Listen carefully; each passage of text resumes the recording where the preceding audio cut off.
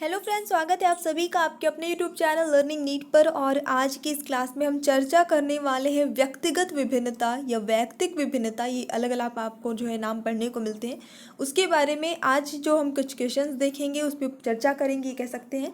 उसमें आपका ये जो कॉन्सेप्ट है, ये जो टॉपिक है, ये पूरा ही क्लियर हो जाएगा। यानी कि व्यक्तित्व विभिन्नता का अर्थ क्या होता है, इसके स्वरूप क्या होते हैं, इसके विभिन्न प्रकार कौन कौन से होते हैं, और व्यक्तिगत या फिर वैयक्तिक विभिन्नताओं का शैक्षिक महत्व क्या होता है, इसके क्षेत्र क्या क्या हो सकते हैं, और साथ ही साथ इसके प्रकृति और विशेषताओं के बारे में, इसके कारण के बारे में, ये सारी चीज़ें आपकी क्लियर होती चलेंगी आज जिन प्रश्नों पे हम चर्चा करने वाले हैं उसके। तो सबसे पहले तो हम देख लेते हैं कि भैया विभिन्नता होती क्या है। विभिन्नता मतलब अलग। जैसे एक ये चीज़ है, एक ये चीज़ है, तो भाई दोनों एक दूसरे से अलग है कि नहीं। तो विभिन्नताएं मतलब एक समान ना होना। तो वैयक्तिक विभिन्नता की अगर बात करते हैं तो देखिए, कोई भी दो बच्चा है, कोई भी दो व्यक्ति हैं, हम हैं, आप हैं, कोई भी है, कोई भी इंसान है।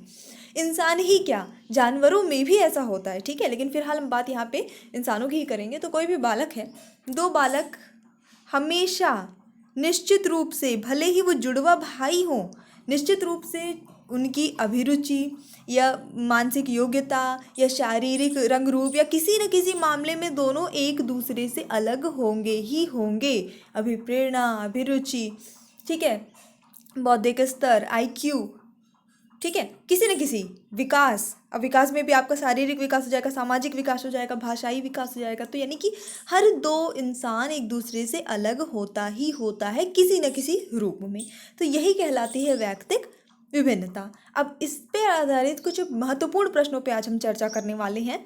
तो चलिए शुरू करेंगे और हर प्रश्न को एक्सप्लेनेशन के साथ में करते जाएंगे, तो लास्ट तक में आपके ये पूरे कॉन्सेप्ट जितने मैंने स्टार्टिंग में गिनाए हैं वो क्लियर हो जाएंगे। चलिए देखते हैं। तो जो आज का पहला प्रश्न है वो है, विभेदक परीक्षण का उपयोग किस मनोवैज्ञानिक ने भारतीय अनुकूलन के अनुसार विकसित किया है? होरेस वालाश, जेपी गिलफोर्ड, जेएम ओझा। तो देखिए, गेस आप भी करते रहिए प्रश्नों का उत्तर, क्योंकि मान लीजिए एग्जाम में आएगा तो आप क्या लगाएंगे, ऐसा सोचिए।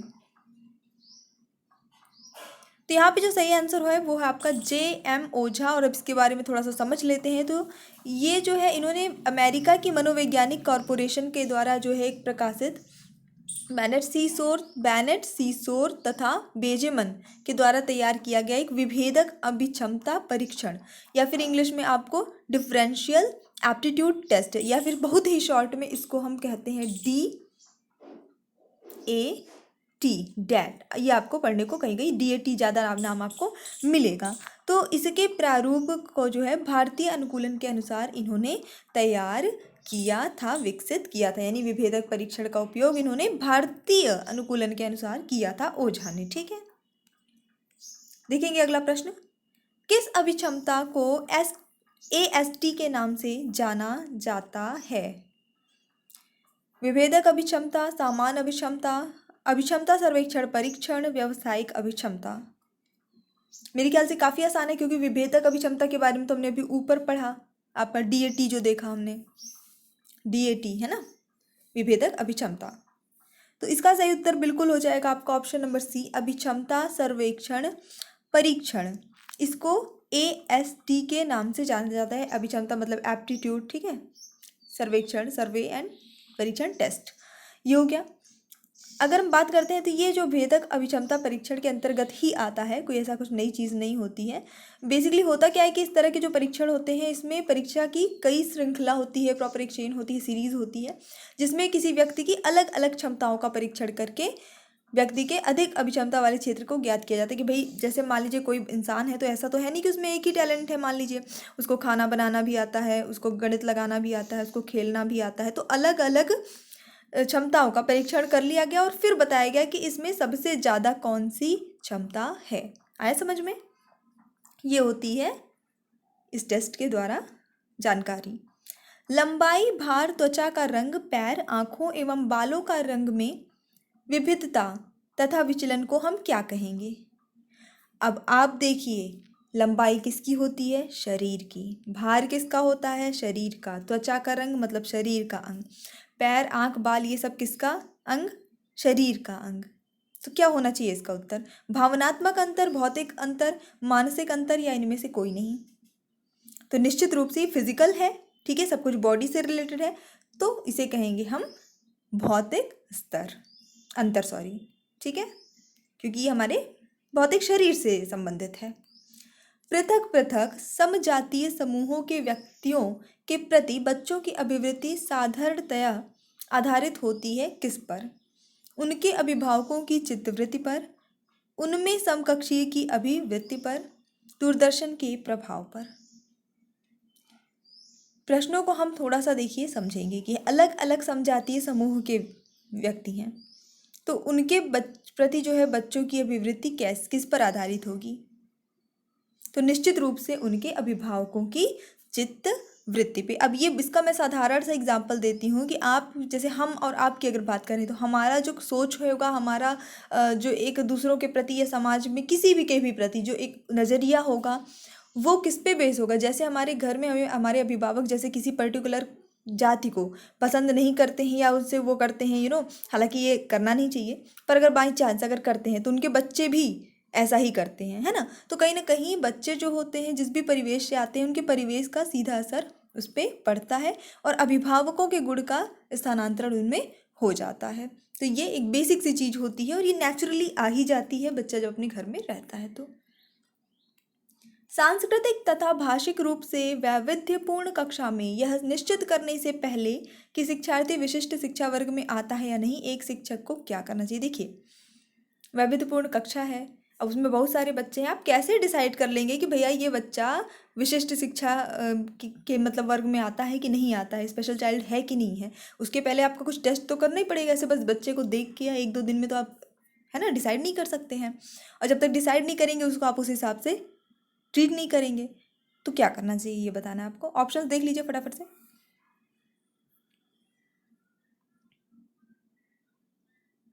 तो क्योंकि यहाँ पे प्रश्न में ही है सांस्कृतिक तथा भाषिक रूप से वैविध्यपूर्ण कक्षा, किस रूप से? जो भाषिक और सांस्कृतिक रूप से वैविध्यपूर्ण है। तो निश्चित रूप से हमारा जो ऑप्शन होगा, सही आंसर होगा, वो भी मिलता जुलता ही होगा। उसमें भी भाषाओं की बात ही ज़्यादा होगी या संस्कृति की बात ही ज़्यादा होनी चाहिए। तो सही उत्तर होगा आपका अक्षमता स्थापित करने से पहले शिक्षार्थी की मातृभाषा का मूल्यांकन करना चाहिए, क्योंकि जो भी टारगेट लैंग्वेज है वो तो भाई बच्चा जब स्कूल में आएगा तभी सीखेगा। फिलहाल मातृभाषा का मूल्यांकन हम कर सकते हैं। अभिवृत्ति संप्रत्यय है क्या? संज्ञान परक, क्रिया परक, संवेगात्मक या फिर ये सभी?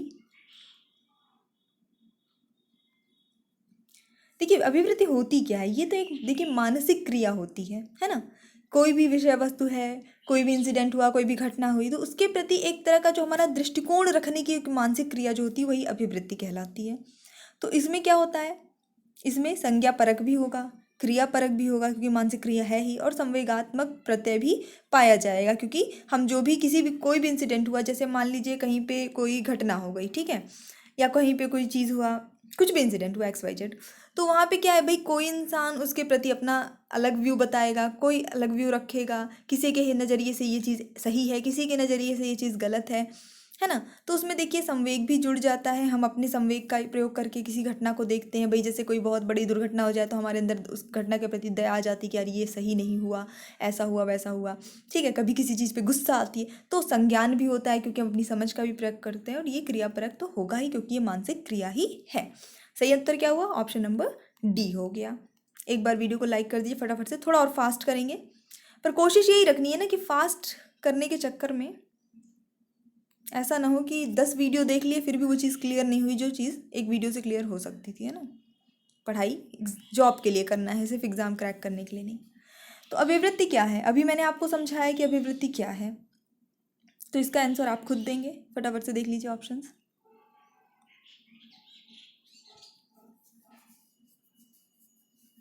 जैसा कि मैंने बताया कि एक प्रतिक्रिया तो है ही, प्रतिक्रिया दृष्टिकोण रखने की मानसिक क्रिया है, अपनी प्रतिक्रिया देना है। दूसरी बात, उसमें संवेग जुड़ जाता है यानी भाव जुड़ जाते हैं, संज्ञान परक है, अनुभव जुड़ जाएगा इसमें। तो सही उत्तर क्या होगा आपका? ऑप्शन नंबर ए ही हो जाएगा। ये एक भावनात्मक या भावात्मक प्रवृत्ति है जो अनुभव के द्वारा संगठित होकर किसी मनोवैज्ञानिक वस्तु के प्रति पसंदगी या नापसंदगी के रूप में प्रतिक्रिया करती है। जैसे अभी मैंने बताया कि कोई भी घटना हुई तो भाई कोई उसे पसंद करेगा, कोई उसे नहीं पसंद करेगा, किसी को वो अच्छी लगेगी, किसी को बुरी लगेगी। भारतीय समाज की बहुभाषिक विशेषता को ब्लैंक देखा जाना चाहिए। किसके रूप में? देखिए, सबसे बड़ी बात है कि हमारे भारतीय समाज में भाषाएँ बहुत ज़्यादा हैं। भाषाओं की बहुत विविधता है। एक शहर से आप दूसरे शहर में चले जाइए तो भाषा समझ में नहीं आती है। तो ऐसे विशेषता को हम क्या परेशानी के रूप में देखें कि कह सकते हैं कि एक चुनौती के रूप में देखें, बाधा के रूप में देखें, संसाधन के रूप में देखें, यही आपको बताना है। तो हम क्या हैं? शिक्षक हैं। ये हमारे भारत में बहुत सारी भाषाएं हैं, तो ये कोई बाधा या कोई परेशानी नहीं है, बल्कि ये तो एक संसाधन है कि हम एक ही भाषा में सीमित नहीं हैं। हम तो कई भाषा सीख सकते हैं, कई भाषा के बारे में हमें जानकारी हो सकती है। तो हम इसे विद्यालय जीवन को समृद्ध बनाने के संसाधन के रूप में देखा जाना चाहिए। सह शैक्षणिक क्षेत्रों में निष्पादन के आधार पर शैक्षणिक क्षेत्रों में निष्पादन के स्तर को बढ़ाने का उचित स्थापन किस आधार पर किया जा सकता है? प्रश्न थोड़ा भारी है, थोड़ा समझने की कोशिश करिए इसको ध्यान से। सह शैक्षणिक क्षेत्र की बात हो रही है और इसके निष्पादन के आधार पर शैक्षणिक क्षेत्र में निष्पादन के स्तर को बढ़ाने का उचित स्थापन किस आधार पर किया जा सकता है? तो यह हाथ से किए जाने वाले श्रम के प्रति सम्मान विकसित करता है, यह व्यक्तिगत विभिन्नताओं को संतुष्ट करता है, यह हाशियाकृत विद्यार्थियों के लिए प्रतिपूरक भेदभाव की नीति का अनुगमन करता है, या फिर यह सार्वभौमिक धारण को सुनिश्चित करता है।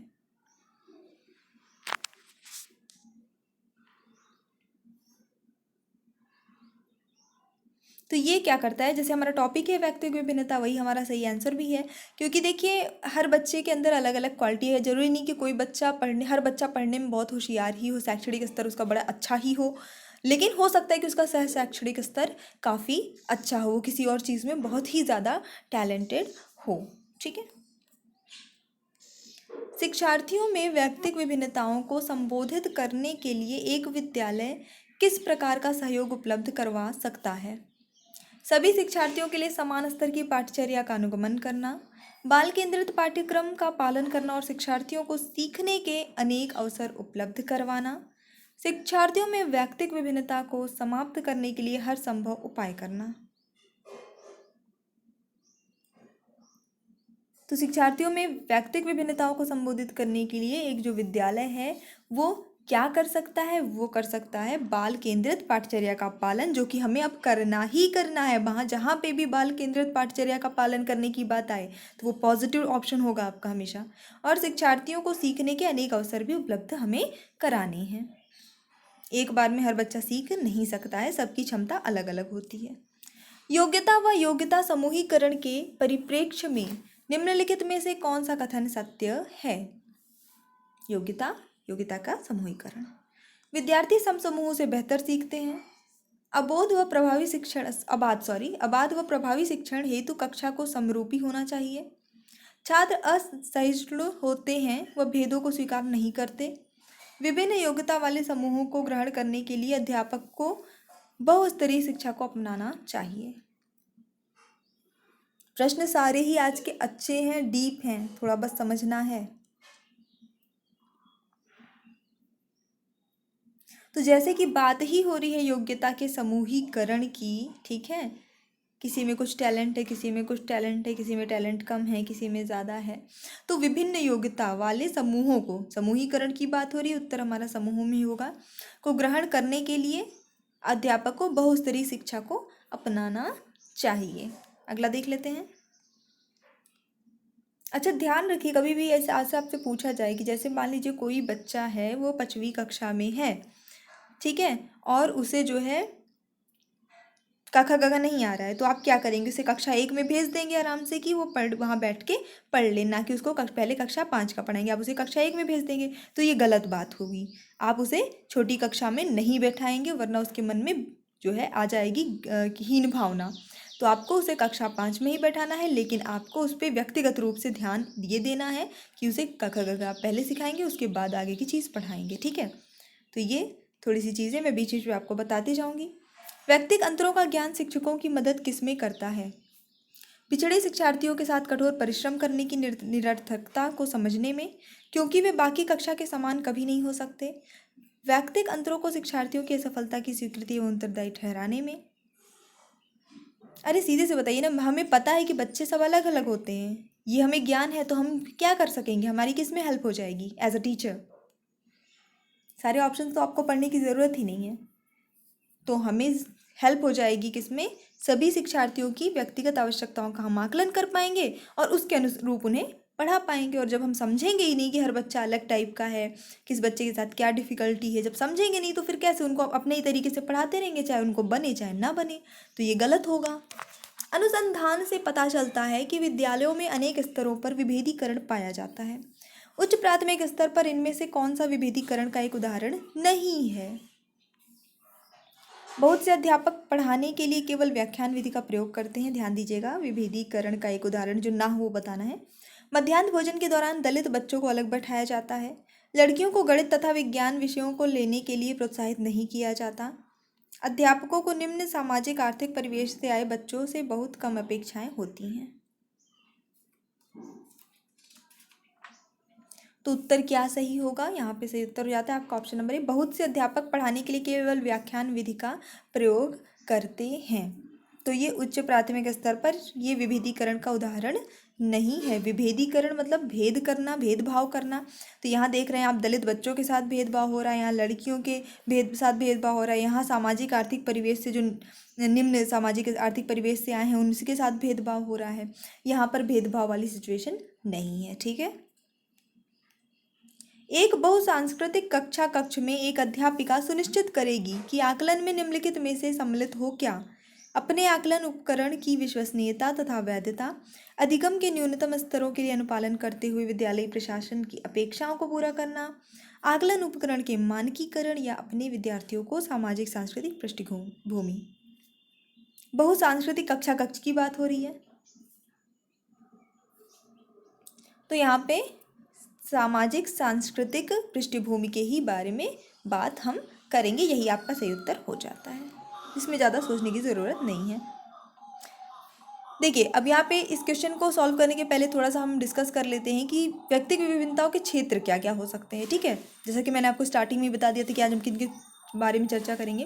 तो देखिए, जाति में व्यक्तिगत विभिन्नता, भाई जाति में अलग हो सकते हैं कुछ लोग, भाषाई परिवेश में अलग हो सकते हैं, धर्म अलग अलग हो सकता है, लिंग अलग अलग हो सकता है, समुदाय उनके अलग अलग हो सकते हैं। ठीक है, उसके बाद फिर जो है आ जाता है, जैसे अगर मानसिक की बात करते हैं, बौद्धिक स्तर की बात कर देते हैं। ठीक है, भौतिक जो है अंतर की बात कर देते हैं, जो हम लोग पहले देख चुके हैं, वो सारी चीज़ें हो जाती हैं। शिक्षार्थियों की व्यक्तिगत विभिन्नताओं के संदर्भ में शिक्षिका को क्या करना चाहिए? अच्छा प्रश्न है, बहुत ही क्योंकि पहला ऑप्शन ही सही है तो इसी को लगा लेते हैं सीधे सीधे।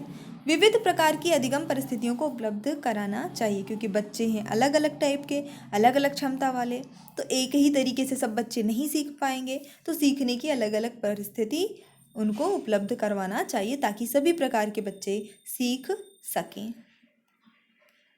थर्स्टन तथा लिकर्ट निम्न में से किसके मापन से संबंधित हैं? बुद्धि, अभिवृत्ति, मूल्य, व्यक्तित्व। तो बात ही हम किसकी कर रहे हैं? थर्स्टन किसके मापन के लिए जाने जाते हैं? अब आपको लग रहा होगा कि फटाफट से ही हम लगा दें व्यक्तित्व, ये गलत है। सही उत्तर आपका ऑप्शन नंबर बी हो जाएगा। व्यक्तित्व के बारे में भले हम पढ़ रहे हैं, अभिवृत्ति की भी बात उसी में आ जाती है। तो निश्चित रूप से थर्स्टन ने जो है 1927, ध्यान रखना है, 1927 में इन्होंने अभिवृत्ति मापन के लिए तुलनात्मक निर्णय के नियम का प्रतिपादन किया था। अब यहाँ से एक प्रश्न और बनता है कि तुलनात्मक निर्णय के नियम का प्रतिपादन किसने किया था? तो 1927 में। ये नियम किस चीज़ के मापन के लिए है? तो अभिवृत्ति मापन के लिए है। किसने किया था? थर्स्टन ने किया था। ठीक है, और ये अभिवृत्ति मापन का पहला परिष्कृत मापक भी था, तो इसलिए भी ये इम्पॉर्टेंट है। ठीक है, और अगर बात करते हैं लिकर्ट की, तो लिकर्ट ने 1932 में इन्होंने अभिवृत्ति मापन की योग निर्धारण विधि को विकसित किया था। इन्होंने किया था थर्स्टन ने तुलनात्मक निर्णय के नियम का प्रतिपादन, और लिकर्ट ने किया था अभिवृत्ति मापन की योग निर्धारण विधि का प्रतिपादन। चलिए देख लेंगे अगला प्रश्न। पढ़ाते समय समान कक्षा में अध्यापक को सर्वाधिक ध्यान किस मनोवैज्ञानिक तथ्य पर होना चाहिए? तो निश्चित रूप से मनोवैज्ञानिक तथ्य की बात हो रही है, व्यक्तिगत विभिन्नता पर होना चाहिए। हर बच्चा, उसको हर समय टीचर के दिमाग में ये होना चाहिए कि हर बच्चा एक जैसा नहीं होता है। हम में से कुछ लोग, कुछ जो लंबे हैं तथा कुछ जो छोटे हैं, कुछ जो गोरे हैं, कुछ जो काले हैं, कुछ लोग मजबूत हैं, कुछ लोग कमज़ोर हैं, यह कथन किस स्थापित सिद्धांत पर आधारित है? बुद्धि व लैंगिक विभिन्नता पर, बुद्धि व प्रजाति विभिन्नता पर, व्यक्तिक विभिन्नता पर या फिर व्यक्तिक प्रगतिशीलता पर? ये अच्छा प्रश्न है क्योंकि विभिन्नता की बात तो हो रही है, हमें पता है किस टाइप की विभिन्नता की बात हो रही है, ये आपको बताना है यहाँ पे। तो यहाँ पे व्यक्तिक विभिन्नता की ही बात हो रही है, क्योंकि यहाँ पे देखिए जितने भी भाई गोरा काला लंबा छोटा कमजोर मजबूत होना कहीं भी दर्शा नहीं रहा है कि लैंगिक विभिन्नता नहीं दर्शा रहा है, लड़के लड़कियों का समझ में नहीं आ रहा है यहाँ पे हमें, ना ही जाति दर्शा रहा है क्योंकि इसका संबंध जाति से भी नहीं है, भाई किसी भी जाति के लोग गोरे काले हो सकते हैं, लंबे हो सकते हैं, छोटे हो सकते हैं, ठीक है। और प्रगतिशीलता तो है नहीं, विभिन्नता ही दर्शा रहा है कि सब एक दूसरे से अलग है, कोई गोरा है, कोई काला है, कोई छोटा है, कोई बड़ा है। तो यहाँ पे आपका सही आंसर ऑप्शन नंबर सी हो जाता है, बाकी के ऑप्शन आपको कंफ्यूज करने के लिए।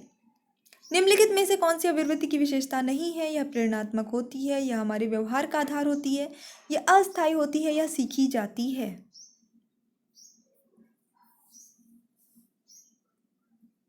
अच्छा प्रश्न है। तो यहाँ पे अभिवृत्ति की जो विशेषता नहीं है तो वो है कि ये अस्थायी होती है, ऐसा नहीं है, ये अस्थायी होती है, क्योंकि अभिवृत्ति जो है वो बालक के मन की स्थिति और व्यवहार से संबंधित होती है, जो कि परमानेंट होती है। जो बातें बालक के मन में बैठा दी गई होती हैं वो उसके व्यवहार में ऑटोमेटिकली आ जाती हैं और ये काफ़ी लंबे समय तक रहती है, कई बार तो ये जीवन भर रह जाती हैं, कुछ आदतें तो बदल ही नहीं पाती हैं। आ गया समझ में? तो ये हमारा छोटा सा सेशन था। अगर आपको आज का सेशन अच्छा लगा हो तो प्लीज़ लाइक शेयर और सब्सक्राइब करने में कोई कंजूसी मत करिएगा। ऑल्सो हमारा दूसरा चैनल एग्जाम डोज, उसका लिंक डिस्क्रिप्शन बॉक्स में है, आप वहाँ जाके भी उसे भी सब्सक्राइब कर सकते हैं ताकि आप वहाँ की क्लासेस भी आपको मिल जाया करें easily. So thanks for watching, keep studying and bye bye.